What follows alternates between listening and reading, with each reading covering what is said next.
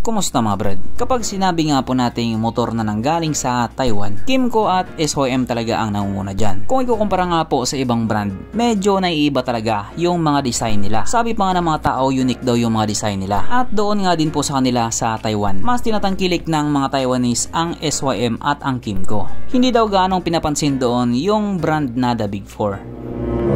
Yun lang po ang sabi-sabi nila. Pero panigurado naman dyan, may bumibili pa rin yan. Syempre, Japan yan.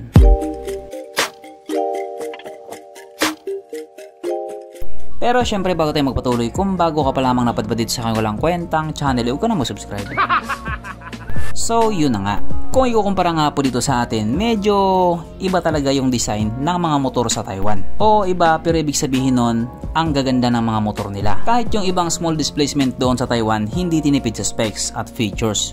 Kumbaga tinudo na nila. At isa nga po sa mga medyo kakaibang motor na nandoon ngayon sa Taiwan or nilabas sa Taiwan, wala iba kundi ang isang to, ang Suzuki Soi 125. So anong tingin nga po, medyo maninibago ka dito sa motor na ito. Ang lapad kasi ng tapalodo niya. Yung tapalodo niya parang ilong na ilong Ranger. Pero kung titignan mo naman yung kabuuan niya, okay naman siya. Walang mali sa kanya. At habang patagal ng patagal yung titig mo sa kanya, doon mo ma-appreciate yung ganda niya. Maganda din yung kasama niya.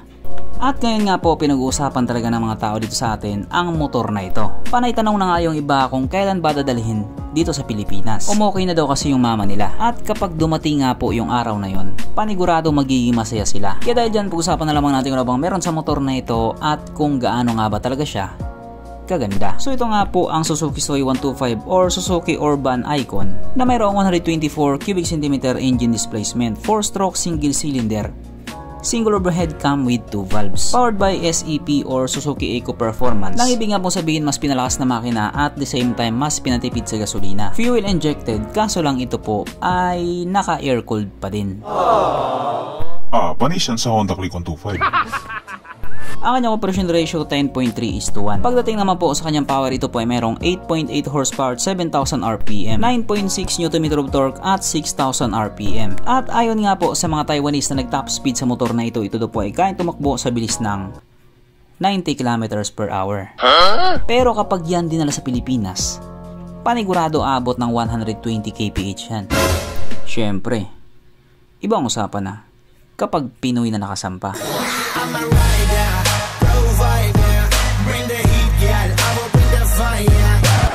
Ang kanyang tangke ay kaya magkarga ng 5.5 liters fuel ng capacity na kumukonsumo naman po ng 55 km/liter. Ang galing nun puro 5. So para nga po sa isang 125cc na scooter, matipid na po yun. Ang sukat ng niyang gulong 100/90/10 sa harap at 100/90/10 din sa likuran. So paras nga po yung sukat ng gulong niya sa harap at sa likuran. So kung yung Suzuki Bergman nga po nabash dahil doon sa gulong niya na maliit, sa tingin ko naman hindi mangyayari yan dito sa Suzuki Soi 125. Baka yung tapalodo niya pwede pa. Pagdating naman po sa kanyang braking system, ito po ay naka-disc brake sa harap at drum brake pa din po sa likuran. At wala nga din po itong ABS. Pero okay lang naman yun. Wala namang problema dun. Basta ba marunong ka lang magdala, ligtas ka na. Ang kanyang seat height ay may taas sa 750mm at ang motor nga po na ito ay may kabuuang bigat na 113 kg. So para nga po sa isang 125cc na scooter, okay lang, sakto lang yung bigat niya. Mapunta naman po tayo sa iba pa niya mga features. So ang ilaw nga po sa motor na ito, walang espesyal, naka-halogen pa din. At bulb type naman yung kanyang mga signal lights. Pero yung taillight nga po niya, yun po ang naka-LED. At napaka-astig nga din po ng pagkakadali nila. Isang straight lang siya ng pagganon. Yun na yun, ilaw niya na yun. Tapos yung sa harapan naman, ganun din. Napaka-simple lang din. Pero yung tapalodo niya parang ilong talaga na ilong Ranger. Ang kanyang gauge panel ito po ay naka-analog pa din. 2024 na pero naka-analog pa din. Ang tanong, may masama ba dun? Syempre walang masama dun, yung mukha mo lang. At hindi nga din po ito naka-keyless. Yes po, disusi pa din po ang gamit sa kanya. Pero may mga tao nga po na mas preferred yung disusi lang. Hindi nila gusto yung keyless or yung tawag dun, smart key. Mas matagal daw kasi. At yung isa nga po sa pinakamahalaga para sa atin, wala din po sa kanya. Wala po siyang charging port. Kaya kahit saan ka pa makarating kapag nalobat yung cellphone mo, hindi ka talaga makakanood ng Pornhub. at wala na din po itong kickstart. So ang dami nga po talagang wala sa kanya. Pero dito, ito hindi talaga mawawala to, sapagkat nandito na nga po tayo sa exciting na part, ang kanyang mga suspension. So sa harapang bahagi nga po ito ay ginamitan ng telescopic fork, at sa likuran naman ito po ay gumagamit ng dual shock absorber na ayon nga po sa mga taong nakagamit sa motor na ito. Maganda ang bounce.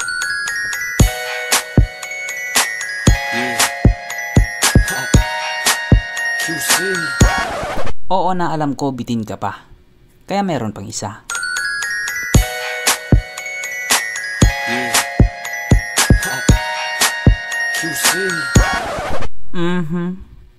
Panigurado. Wala na namang nalungkot. At dahil wala nga po nalungkot, alamin na po natin kung present nga ba sa motor na ito yung tatlong pinaka-importanting features. So, una na nga po dito ang kanyang lagayan ng stallion, at kitang-kita naman mga brad, meron siyang ganon. Meron siyang lagayan ng stallion. Pangalawa, meron din po siyang sabitan ng pulutan. At oras na nga po para sa ating red horse check, ang pinaka-importanting feature sa isang motor.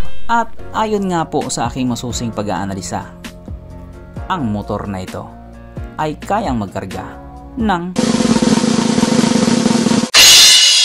2 kahong red horse, at kasya pa isang kahon sa kanyang underseat compartment.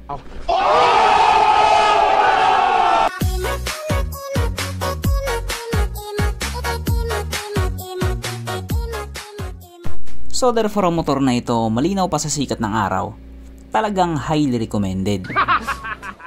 O diba, madami mang wala sa kanya, pero at least highly recommended siya. At ang presyo nga po sa motor na ito ay 70,000 New Taiwan dollar, na kung i-convert nga po natin into Philippine peso, ito po ay papatak ng 122,000 pesos. Yun lang, mukhang magbabago ng isip ni mama. Pero bago ka mag-react, yan lang naman po ay presyo doon sa Taiwan. At magkaiba po ang presyohan sa Taiwan at sa Pilipinas. At kapag yan nga po nilabas dito sa Pilipinas, panigurado magbabago din yung presyo niyan. Baka mas tataas pa, agoy. Sa ngayon nga po, isa siya sa mga hot topic ng mga tao dito sa atin. Marami nga po ang nagtatanong kung may tsansa nga ba talagang ilabas yan dito sa Pilipinas. Kasi bukod nga po sa ang lapad ng tapalodo niya, marami pa din naman ang nagagandahan sa kanya. Maganda daw yung design, practical daw na motor, pwede pang daily use, pero malapad lang talaga yung tapalodo niya. Galit ka ba? Hindi, nagtatanong lang. So sana lang talaga mapagbigyan ni Suzuki na makarating ang motor na ito dito sa Pilipinas. Kapag nangyari yun, masaya sila. So hanggang dito na lang muna mga brad. Kung may gusto mong sabihin or gustong idagdag doon sa mga sinabi ko, mag-comment ka na lang sa ibaba. Okay, bye.